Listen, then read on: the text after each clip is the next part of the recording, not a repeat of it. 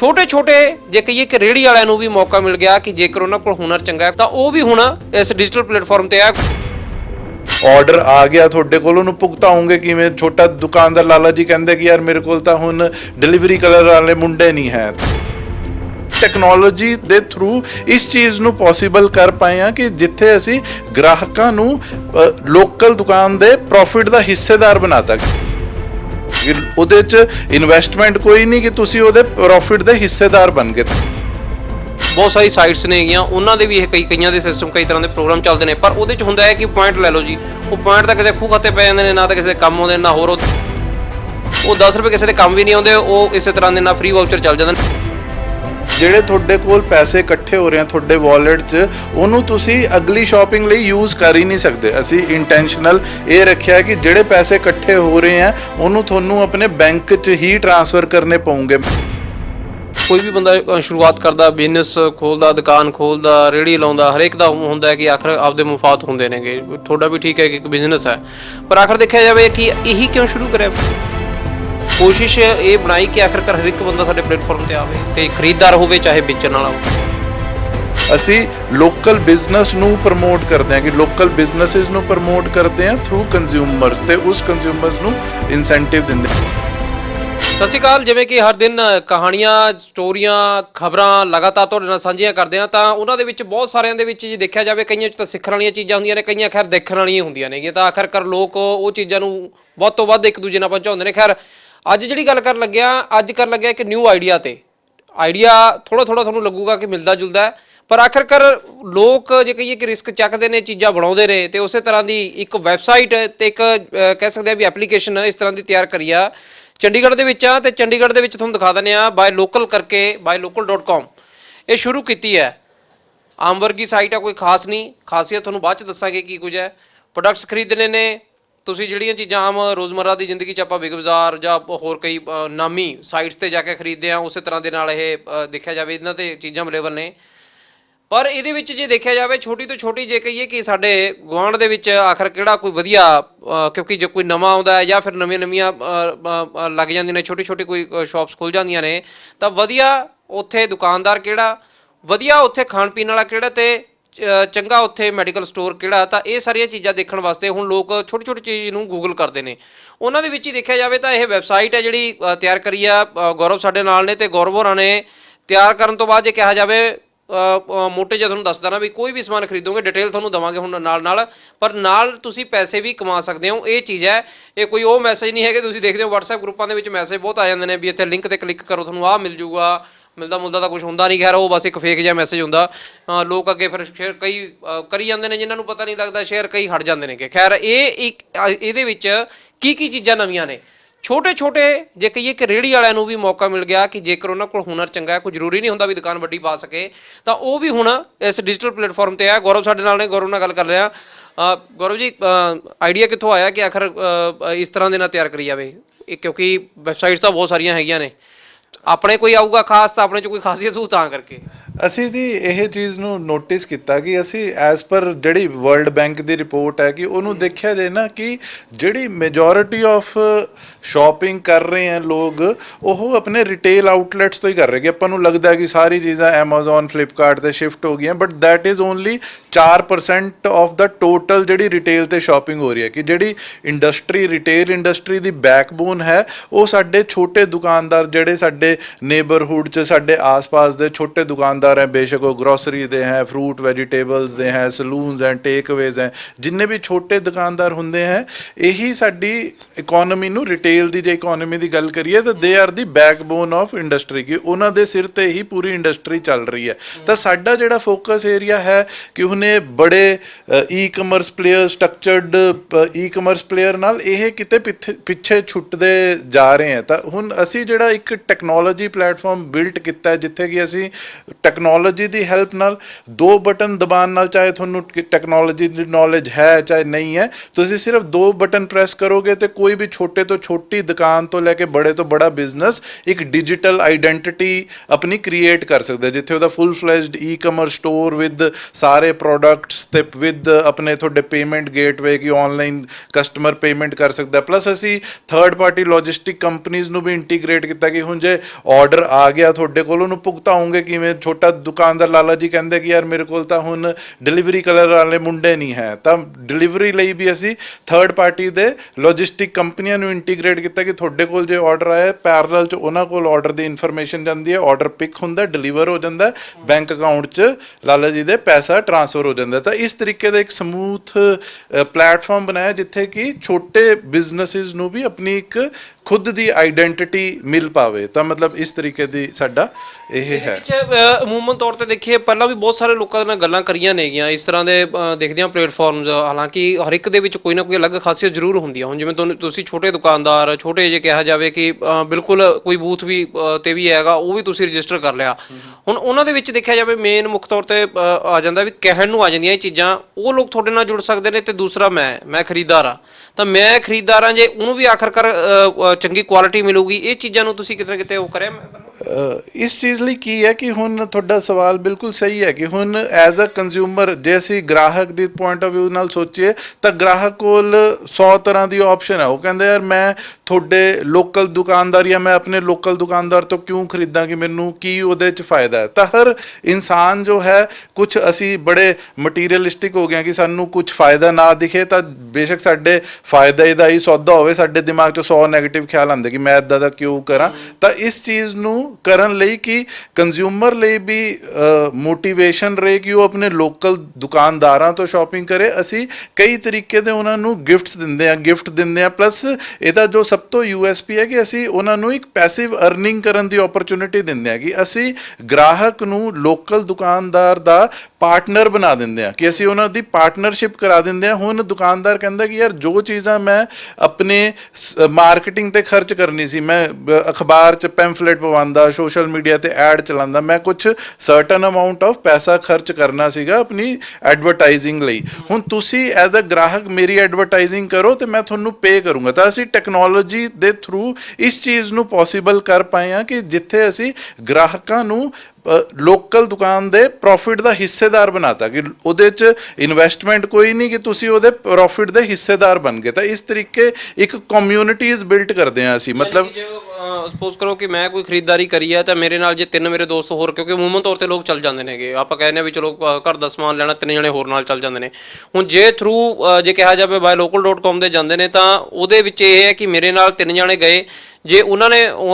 ਪੈਸੇ ਦੇਣੇ ਨੇ ਜਦੋਂ ਚੀਜ਼ ਖਰੀਦਣੀ ਆ ਤਾਂ ਯਾਨੀ ਕਿ ਉਹਦੇ ਵਿੱਚੋਂ ਵੀ ਐਕਸਟਰਾ ਨਾ ਕੁਝ ਲਾ ਕੇ ਉਹ ਦੁਕਾਨਦਾਰ ਦਾ ਜੇ ਕਿਹਾ ਜਾਵੇ ਕਿ ਇੱਕ ਛੋਟਾ ਜਿਹਾ ਕਮਿਸ਼ਨ ਤੁਹਾਨੂੰ ਵੀ ਮਿਲੂਗਾ ਉਹਦਾ ਆਟੋਮੈਟਿਕਲੀ। ਬਿਲਕੁਲ ਸਹੀ ਕਹਿ ਰਹੇ ਹੋ ਕਿ ਇਸ ਨਾਲ ਕੀ ਹੈ ਕਿ ਇੱਕ ਇੰਟਰਕਨੈਕਟਡ ਕਮਿਊਨਿਟੀ ਬਣ ਜਾਂਦੀ ਹੈ ਕਿ ਜਦ ਅਸੀਂ ਖੁਦ ਪਰਚੇਜ਼ ਕਰ ਰਹੇ ਹਾਂ ਤਾਂ ਸਾਨੂੰ ਡਿਸਕਾਊਂਟ ਮਿਲਦੇ ਆ, ਪਲੱਸ ਅਰਨਿੰਗ ਆਉਂਦੀ ਹੈ ਜਿਹੜੀ ਕਿ ਹਾਰਡ ਕੈਸ਼ ਹੈ ਤੁਹਾਡੇ ਸਿੱਧਾ ਬੈਂਕ ਅਕਾਊਂਟ 'ਚ ਜਾਂਦੀ ਹੈ। ਜਦ ਹੁਣ ਤੁਸੀਂ ਮੇਰੇ ਮਿੱਤਰੋ, ਮੇਰੇ ਹੋਰ ਫੈਮਿਲੀ ਐਂਡ ਫਰੈਂਡਸ ਕਨੈਕਟਿਡ ਹੈ, ਉਹ ਕਿਸੇ ਸਲੂਨ ਤੇ ਜਾਂਦੇ ਆ, ਟੇਕ ਅਵੇ ਤੇ ਜਾਂਦੇ ਆ, ਗਰੋਸਰੀ ਸਟੋਰ ਤੇ ਜਾਂਦੇ ਆ, ਜਦ ਵੀ ਉਹ ਜਿੱਥੇ ਵੀ ਸਪੈਂਡ ਕਰਦੇ ਆ ਤਾਂ ਉਹਨਾਂ ਨੂੰ ਖੁਦ ਨੂੰ ਵੀ ਡਿਸਕਾਊਂਟ ਮਿਲਦਾ, ਖੁਦ ਨੂੰ ਵੀ ਅਰਨਿੰਗ ਮਿਲਦੀ ਹੈ, ਪਲੱਸ ਉਹਨਾਂ ਦੀ ਪਰਚੇਜ਼ ਉੱਤੇ ਮੈਨੂੰ ਵੀ ਅਰਨਿੰਗ ਮਿਲਦੀ ਹੈ। ਤਾਂ ਇਸ ਤਰੀਕੇ ਦੀ ਆਪਾਂ ਇੱਕ ਇੰਟਰਕਨੈਕਟਿਡ ਕਮਿਊਨਿਟੀ ਬਿਲਟ ਕਰ ਦਿੰਦੇ ਆ ਜਿੱਥੇ ਕਿ ਦੋਨੋਂ ਦੁਕਾਨਦਾਰ ਤੇ ਕੰਜ਼ਿਊਮਰਸ ਲਈ ਇੱਕ ਵਿਨ-ਵਿਨ ਸਿਚੁਏਸ਼ਨ ਹੋ ਜਾਂਦੀ ਹੈ। ਇੱਕ ਚੀਜ਼ ਹੋਰ ਦੱਸੋ ਕਿ ਇਹ ਜਿਹੜੀ ਤੁਸੀਂ ਕਿਹਾ ਵੀ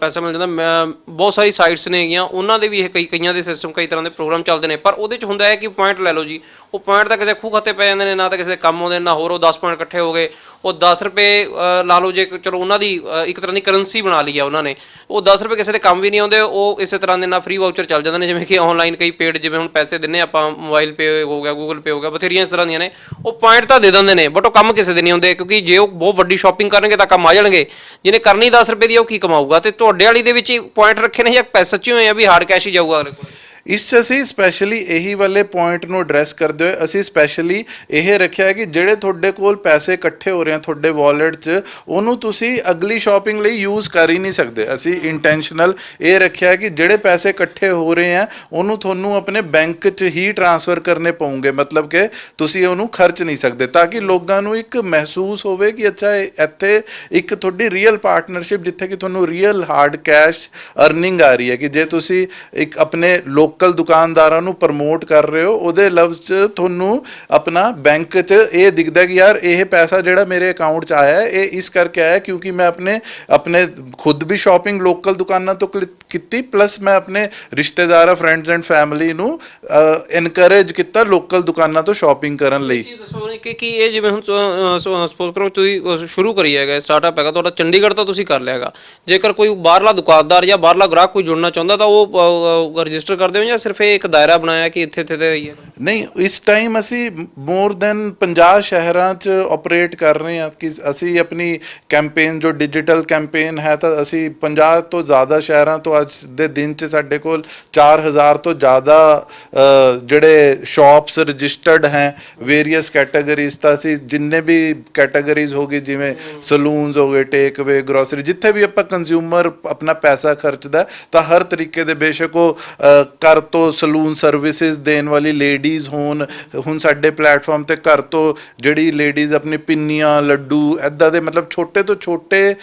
ਜਿਹੜੇ ਘਰ ਤੋਂ ਵੀ ਆਪਣੇ ਬਿਜ਼ਨਸਿਸ ਚਲਾ ਰਹੀਆਂ, ਚਾਹੇ ਹਾਊਸ ਵਾਈਫ ਹੈ ਚਾਹੇ ਯੂਥ ਹੈ, ਉਹ ਵੀ ਆਪਣੀ ਸਾਡੇ ਥਰੂ ਡਿਜੀਟਲ ਆਈਡੈਂਟੀਟੀ ਬਣਾਉਂਦਾ ਤਾਂ ਕਿ ਅਸੀਂ ਉਹਨੂੰ ਇਸ ਕਮਿਊਨਿਟੀਜ਼ ਨਾਲ ਕਨੈਕਟ ਕਰ ਪਾਈਏ। ਤਾਂ ਮਤਲਬ ਇਸ ਤਰੀਕੇ ਨਾਲ ਸਾਡੀ ਜਿਹੜੀ ਸਕੋਪ ਹੈ ਉਹ ਬੜੀ ਵਾਈਡ ਹੈ। ਬਟ ਅਸੀਂ ਬੀਇੰਗ ਚੰਡੀਗੜ੍ਹ ਦਾ ਸਟਾਰਟਅਪ ਹਾਂ, ਕਿ ਚੰਡੀਗੜ੍ਹ ਤੋਂ ਸ਼ੁਰੂਆਤ ਕੀਤੀ ਹੈ ਤਾਂ ਇਸ ਕਰਕੇ ਚੰਡੀਗੜ੍ਹ ਇੱਕ ਮੇਨ ਫੋਕਸ ਹੈ। ਬਟ ਸਾਡਾ ਲੌਂਗ ਟਰਮ ਆਬਜੈਕਟਿਵ ਪੂਰੇ ਇੰਡੀਆ ਨੂੰ ਹੀ ਕੈਟਰ ਕਰਨਾ ਹੈ। ਤੇ ਨਾਲ ਹੀ ਜੇ ਦੇਖਿਆ ਜਾਵੇ ਗੌਰਵ ਜੀ, ਕੋਈ ਵੀ ਬੰਦਾ ਸ਼ੁਰੂਆਤ ਕਰਦਾ, ਬਿਜ਼ਨਸ ਖੋਲਦਾ, ਦੁਕਾਨ ਖੋਲਦਾ, ਰੇਹੜੀ ਲਾਉਂਦਾ, ਹਰੇਕ ਦਾ ਹੁੰਦਾ ਹੈ ਕਿ ਆਖਰ ਆਪਦੇ ਮੁਫਾਦ ਹੁੰਦੇ ਨੇਗੇ। ਤੁਹਾਡਾ ਵੀ ਠੀਕ ਹੈ ਕਿ ਇੱਕ ਬਿਜ਼ਨਸ ਹੈ, ਪਰ ਆਖਰ ਦੇਖਿਆ ਜਾਵੇ ਕਿ ਇਹੀ ਕਿਉਂ ਸ਼ੁਰੂ ਕਰਿਆ, ਫਿਰ ਇਹਦੀ ਕੀ ਲੋੜ ਸੀਗੀ ਪਹਿਲਾਂ ਕੋਈ ਹੋਰ ਪਾਸੇ ਕਿਸਮ ਦਾ ਅਜਮਾਈ? ਐਕਚੁਅਲੀ ਮੈਂ ਕਈ ਸਾਰੇ ਸਟਾਰਟਅਪਸ ਤੇ ਕਈ ਸਾਰੇ ਕੰਮ ਇਸ ਤੋਂ ਪਹਿਲਾਂ ਵੀ ਕੀਤੇ। ਮੇਰੀ ਕਰੀਅਰ ਦੀ ਸ਼ੁਰੂਆਤ ਮੈਂ UK ਲੰਡਨ ਤੋਂ ਪੜ੍ਹਾਈ ਕੀਤੀ, ਪਹਿਲਾਂ ਕੰਪਿਊਟਰ ਸਾਇੰਸ 'ਚ, ਫਿਰ ਮੈਂ ਉੱਥੇ ਜੌਬ ਕਰਦਾ ਸੀ, ਫਿਰ ਇੰਡੀਆ ਉਸੀ ਕੰਪਨੀ ਨੇ ਮੈਨੂੰ ਭੇਜਿਆ, ਫਿਰ ਮੈਂ ਰੀਨਿਊਏਬਲ એનર્ਜੀ ਦਾ ਬਿਜ਼ਨਸ ਸ਼ੁਰੂ ਕੀਤਾ, ਫਿਰ ਕੱਪੜੇ ਦਾ ਕੀਤਾ, ਫਿਰ ਇਹ ਡੀਮੋਨੇਟਾਈਜੇਸ਼ਨ ਤੋਂ ਬਾਅਦ ਥੋੜ੍ਹਾ ਜਿਹਾ ਮਤਲਬ ਸਾਨੂੰ ਬੜੇ ਸੈਟਬੈਕ ਲੱਗੇ ਕਿਉਂਕਿ ਲਾਈਫ ਸਟਾਈਲ ਦਾ ਬਿਜ਼ਨਸ ਸੀਗਾ ਤੇ ਲੋਕਾਂ ਨੇ ਬਿਲਕੁਲ ਪਰਚੇਜ਼ਿੰਗ ਬੰਦ ਕਰਤੀ। ਤੇ ਫਿਰ ਤੁਸੀਂ ਜਦ ਮੈਨੂਫੈਕਚਰਿੰਗ ਕਰਦੇ ਹੋ ਤਾਂ ਮਤਲਬ ਤੁਸੀਂ ਆਪਣੀ ਪ੍ਰੋਡਕਸ਼ਨ ਨੂੰ ਸਲੋ ਡਾਊਨ ਵੀ ਨਹੀਂ ਕਰ ਸਕਦੇ, ਜੇ ਸਲੋ ਡਾਊਨ ਕਰਦੇ ਹੋ ਫਿਰ ਵੀ ਤੁਸੀਂ ਕੈਸ਼ ਬਰਨ ਕਰਦੇ ਰਹਿੰਦੇ ਹੋ, ਤਾਂ ਇਸ ਕਰਕੇ ਬੜੇ ਲਾਸਿਸ ਹੋਏ। ਫਿਰ ਮੈਂ ਥੋੜਾ ਡਿਪਰੈਸ਼ਨ 'ਚ ਵੀ ਚੱਲ ਗਿਆ, ਪਰ ਮੈਂ ਆਪਣਾ ਹੌਸਲਾ ਦੁਬਾਰਾ ਤੋਂ ਗੈਦਰ ਕੀਤਾ ਕਿ ਯਾਰ ਚਲੋ ਮੈਂ ਫੇਲ ਹੋ ਗਿਆ, ਬਟ ਜੋ ਮੇਰਾ ਰੀਅਲ ਪਰਪਸ ਆਫ ਲਾਈਫ ਹੈ ਜਾਂ ਜਿਸ ਚੀਜ਼ ਨੂੰ ਮੈਂ ਮੰਨਦਾ ਕਿ ਯਾਰ ਮੈਂ ਇਹ ਚੀਜ਼ ਨੂੰ ਅਚੀਵ ਕਰਨਾ ਚਾਹੁੰਦਾ, ਕਿ ਮੈਂ ਰੀਅਲੀ ਪੈਸ਼ਨੇਟ ਅਬਾਊਟ ਐਂਟਰਪ੍ਰੈਨਿਓਰਸ਼ਿਪ ਹਾਂ, ਕਿ ਮੈਂ ਇਸ ਚੀਜ਼ ਨੂੰ ਜੋ ਮੈਂ ਆਪਣਾ ਜਨਮ ਸਮਝਦਾ ਕਿ ਮੈਨੂੰ ਇਸੀ ਚੀਜ਼ ਨੂੰ ਅਚੀਵ ਕਰਨ ਲਈ ਹੋਇਆ, ਤਾਂ ਮੈਂ ਆਪਣੀ ਕਰੇਜ ਨੂੰ ਦੁਬਾਰਾ ਗੈਦਰ ਕਰਕੇ ਫਿਰ ਮੈਂ ਇਹ ਦੁਬਾਰਾ ਤੋਂ ਸ਼ੁਰੂਆਤ ਕੀਤੀ। ਤਾਂ ਮੇਰਾ ਬੜਾ ਐਕਸਟੈਂਸਿਵ ਐਕਸਪੀਰੀਅੰਸ ਆਫ, ਜ਼ਿਆਦਾ ਤਾਂ ਨਹੀਂ ਕਹਿ ਸਕਦੇ ਬਟ ਮੈਂ 17 ਸਾਲ ਦਾ ਮੇਰਾ ਤਜਰਬਾ ਹੈ ਵੇਰੀਅਸ ਕਾਈਂਡ ਆਫ ਇੰਡਸਟਰੀਜ਼ 'ਚ, ਵੇਰੀਅਸ ਕਾਈਂਡ ਆਫ। ਤਾਂ ਮੈਂ ਇੱਕ ਕਸਟਮਰ ਦੀ ਸਾਈਕੋਲੋਜੀ, ਕਿ ਕਸਟਮਰ ਨੂੰ ਕੀ ਚਾਹੀਦਾ ਹੈ ਤੇ ਜਿਹੜੇ ਦੁਕਾਨਦਾਰ ਹੈ ਉਹਨਾਂ ਨੂੰ ਕੀ ਚਾਹੀਦਾ, ਤਾਂ ਮੈਂ ਆਪਣੇ ਇਸ ਐਕਸਪੀਰੀਅੰਸ ਨੂੰ ਇਸ 'ਚ ਬੈਸਟ ਯੂਟਿਲਾਈਜ਼ ਕਰਨਾ ਚਾਹ ਰਿਹਾ ਕਿ ਅਸੀਂ ਟੈਕਨੋਲੋਜੀ ਦੇ ਥਰੂ ਆਪਣਾ ਬੈਸਟ ਕਿਵੇਂ ਦੇ ਪਾਈਏ ਦੋਨੋਂ ਤਬਕਿਆਂ ਨੂੰ, ਆਪਣੇ ਮਤਲਬ ਕੰਜ਼ਿਊਮਰਸ ਤੇ ਵੈਂਡਰਸ ਨੂੰ। ਕਿਉਂਕਿ ਅਮੂਮਨ ਤੌਰ ਤੇ ਤਾਂ ਇਹ ਪੁੱਛੇ ਮੈਂ ਤੁਹਾਨੂੰ ਤਾਂ ਕਰਕੇ, ਕਿਉਂਕਿ ਅਮੂਮਨ ਤੌਰ ਤੇ ਲੋਕ ਹੁੰਦੇ ਨੇ ਕਿ ਹਰ ਕਿਸੇ ਬੰਦੇ ਦਾ ਜਦੋਂ ਇਸ ਤਰ੍ਹਾਂ ਦੇ ਆਈਡੀਆਜ਼ ਕੋਈ ਦੇਖਦਾ ਨਾ ਤਾਂ ਉਹ ਆਈਡੀਆਜ਼ ਦੇ ਹੁੰਦਾ ਵੀ ਇੱਕ ਬਹੁਤ ਵੱਡਾ ਰਿਸਕ ਆ ਆਖਰਕਾਰ ਕਿੰਨਾ ਕੁ ਦਿਖਦੇ ਨੇ, ਕਿਉਂਕਿ ਲੋਕਾਂ ਦੇ ਵਿੱਚ ਜਿਵੇਂ ਜਿਵੇਂ ਹੁਣ ਚੀਜ਼ਾਂ ਚੱਲੀਆਂ ਗਈਆਂ ਨੇਗੀਆਂ। ਤੇ ਇੱਕ ਇਹ ਦੱਸੋ ਕਿ ਹੁਣ ਕਿਉਂਕਿ ਬਹੁਤ ਸਾਰੇ ਲੋਕ ਆਨਲਾਈਨ ਪੇਮੈਂਟ ਵੀ ਕਰਦੇ ਨੇਗੇ, ਇਹਦੇ ਥਰੂ ਵੀ ਤੁਹਾਡੇ ਪੇਮੈਂਟ ਹੁੰਦੀ ਹੈ ਪਹਿਲਾਂ ਤਾਂ, ਜੇ ਹੁੰਦੀ ਹੈ ਤਾਂ ਆਖਰਕਾਰ ਉਹ ਸਿਕਿਉਰ ਹੈ, ਇਸ ਚੀਜ਼ ਦਾ ਕੀ ਤੁਸੀਂ ਮਾਨਕ ਬਣਾਏ ਨੇ? ਨਹੀਂ, ਉਹ ਪੇਮੈਂਟ 100% ਸਿਕਿਉਰ ਹੈ ਕਿ ਅਸੀਂ ਜਿਹੜੇ ਆਪਣਾ ਪੇਮੈਂਟ ਗੇਟਵੇ ਯੂਜ਼ ਕਰਦੇ ਹਾਂ ਤਾਂ ਬੜੇ ਰਿਨੋਡ ਪੇਮੈਂਟ ਗੇਟਵੇਜ਼ ਹੈ। ਤਾਂ ਦੋ ਤਰੀਕੇ ਦੀ ਪੇਮੈਂਟਸ ਹੁੰਦੀ ਹੈ, ਜੇ ਜਿਵੇਂ ਹੁਣ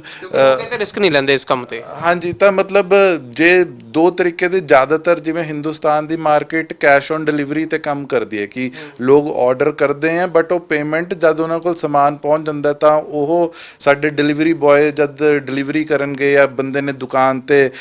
ਜਦ ਵਿਜ਼ਿਟ ਕੀਤਾ ਤਾਂ ਦੁਕਾਨਦਾਰ ਦੁਕਾਨਦਾਰ ਨੂੰ ਹੀ ਪੇ ਕਰਦਾ, ਜੇ ਘਰੇ ਮੰਗਾਇਆ ਤਾਂ ਉਹ ਡਿਲੀਵਰੀ ਬॉय ਨੂੰ ਕੈਸ਼ ਦਿੰਦਾ ਹੈ ਸਮਾਨ ਰਿਸੀਵ ਕਰਨ ਨਾਲ, ਜੋ ਕਿ ਸਭ ਤੋਂ ਸਿਕਿਉਰ, ਉਸ 'ਚ ਤਾਂ ਕੋਈ ਰਿਸਕ ਹੈ ਹੀ ਨਹੀਂ। ਅਦਰਵਾਈਜ਼ ਜੇ ਆਨਲਾਈਨ ਵੀ ਪੇ ਕਰਦਾ ਹੈ ਤਾਂ ਅਸੀਂ ਵਰਲਡ ਕਲਾਸ ਆਪਣੇ ਪੇਮੈਂਟ ਗੇਟਵੇ ਯੂਜ਼ ਕਰਦੇ, ਜੋ ਕਿ 100% ਸਿਕਿਉਰ ਹੈ, ਕਿ ਤੁਹਾਡੀ ਟ੍ਰਾਂਜੈਕਸ਼ਨਸ ਬਿਲਕੁਲ ਸਿਕਿਉਰਡ ਵੇ ਨਾਲ ਐਗਜ਼ੀਕਿਊਟ ਹੁੰਦੀ ਹੈ, ਮਤਲਬ ਉਸ 'ਚ ਕੋਈ ਵੀ 0% ਰਿਸਕ ਹੈ। ਇਹ ਲਾਸਟ ਇਹਨਾਂ ਦੱਸੋ, ਇਹ ਚੀਜ਼ਾਂ ਨੇ ਜੇ ਦੇਖਿਆ ਜਾਵੇ, ਜਿਵੇਂ ਨਵੀਂ ਸ਼ੁਰੂਆਤ ਕਰਦੇ ਆ ਤੁਸੀਂ ਵੀ ਇਹਦੇ ਵਿੱਚ, ਜਿਵੇਂ ਲੋਕ ਜੁੜ ਰਹੇ ਨੇ, ਤੇ ਅੱਗੇ ਦਾ ਕੀ ਦੇਖਦੇ ਹੋ ਕਿ ਆਖਰ ਜਿਵੇਂ ਤੁਸੀਂ ਦੱਸਿਆ ਵੀ ਲਾਰਜ ਸਕੇਲ ਤੇ ਅਸੀਂ ਲਿਆਵਾਂਗੇ, ਅਗਰ ਚੰਡੀਗੜ੍ਹ ਚੋਂ ਸ਼ੁਰੂਆਤ ਹੈ ਤੇ ਉਸ ਤੋਂ ਬਾਅਦ ਚ ਹੋਰ ਸ਼ਹਿਰਾਂ ਦੇ ਵੀ ਲੋਕ ਵੀ ਜੁੜ ਰਹੇ ਨੇ,